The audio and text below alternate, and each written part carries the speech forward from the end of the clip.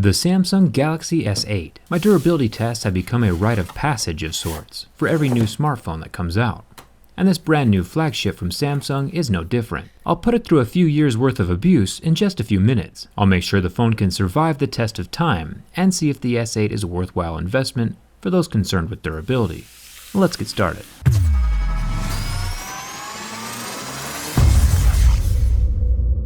This orchid gray color is the one lucky enough to end up on my desk. A new color variation for this round of smartphones. It's nice to see something different than the standard black, gold, and silver that pretty much every manufacturer has. The phone is cold and solid feeling in my hand, so we're off to a good start. The scratch test is always first. My Mo's picks do a pretty good job of seeing how scratch resistant the screen is. Plastic screens like the Galaxy S7 Active would scratch at a level 3.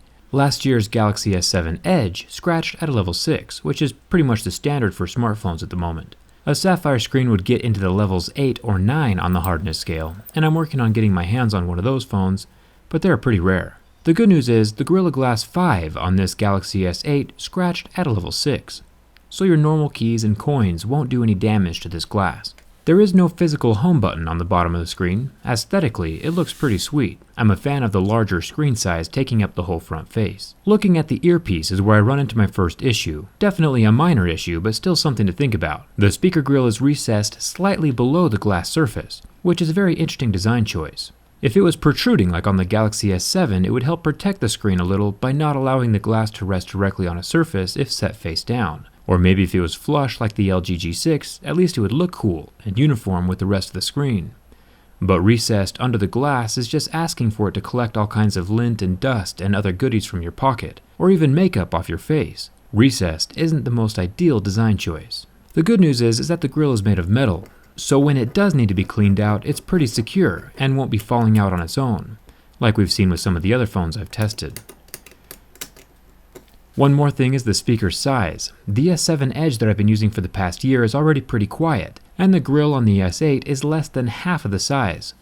So if they shrank the internal speaker inside of the S8, it would be a terrible move. I'll have to check that speaker size when I open up and tear down the phone tomorrow. The sensors, like the iris scanner and the 8-megapixel front-facing camera, are all covered by the same glass as on the screen, so my razor blade is not leaving any marks, since the screen is harder than my razor blade. Now for the back of the phone. The back panel is made of glass and the Samsung logo is printed on the underside of the glass, so there's no chance of removing it from this side. If we jump up to the flash and the focus sensors, they are also covered by this same glass rear panel. This is the first time I've ever seen a glass-covered flash on a phone. Normally it's plastic. I think that see-through window to the sensor is pretty awesome. If there was a totally clear version of the S8, I would buy it up in 2 seconds. My favorite Game Boy was the clear one back in the day, and older me hasn't changed a bit. Would you buy a clear phone? Let me know in the comments.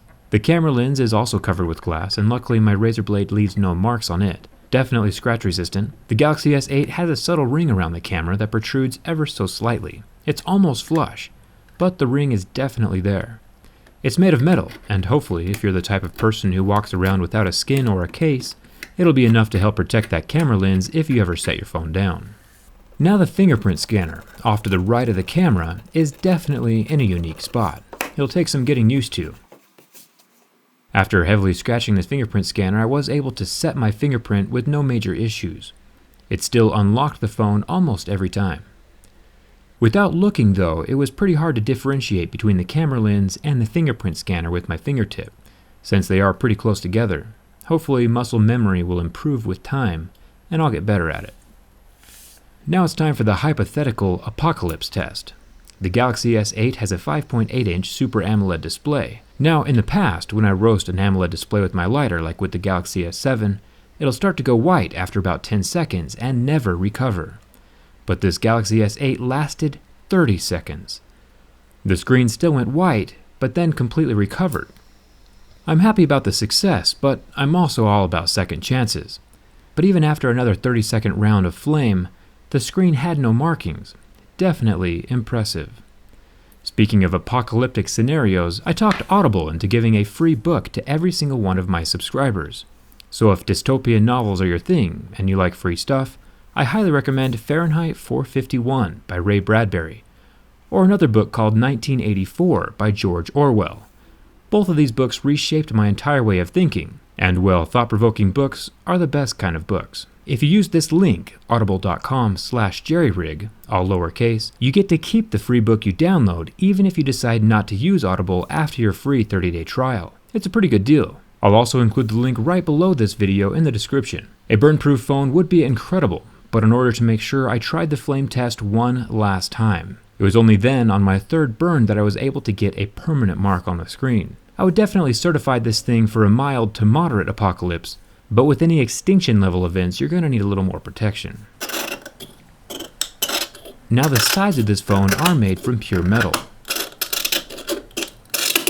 Everything from the SIM card tray to the actual borders of the phone.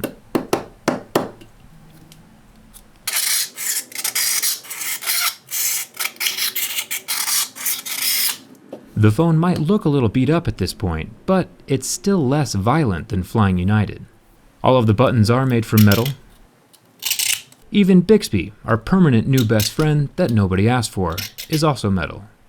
Down at the bottom of the phone we have the USB-C port, which I prefer at this point. The transition to USB-C is pretty much mandatory on all flagships this far into the game. There's also a headphone jack down here. You can charge your phone and listen to music at the same time. How ridiculous would it be if your phone couldn't do something basic like that? Another interesting thing about the Galaxy S8 is that the rear panel is structural. It's embedded inside the metal frame, instead of resting on top. I managed to permanently borrow the rear back panel off of what's inside's Galaxy S8 that we cut open a few days ago. It looks like the glass coloring can be scraped off from underneath the glass, leaving a cloudy clear surface behind the logo. I think it looks pretty cool. That clear Galaxy should definitely be a thing. It took several hard hits with my knife to destroy the back panel, and when it finally did crack, it spiderwebbed similar to the LG G6, where everything was still relatively intact, much safer than the HTC Ultra, where the large unlaminated glass chunks were falling off all over the place. And now it's time for the ultimate test of build quality, the bin test. 2 years ago, the Galaxy S6 was the first phone I ever did a durability test on, and Samsung has never disappointed since when it comes to building physically solid devices.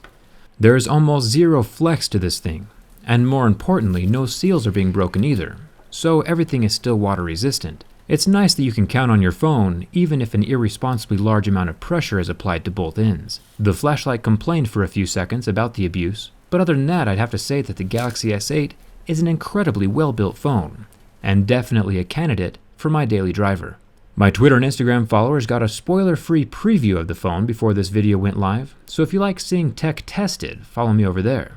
And don't forget your free 30-day trial from Audible. For real, it's free. With Audible, you can read or listen directly from your phone, so you'll always have something productive in your pocket.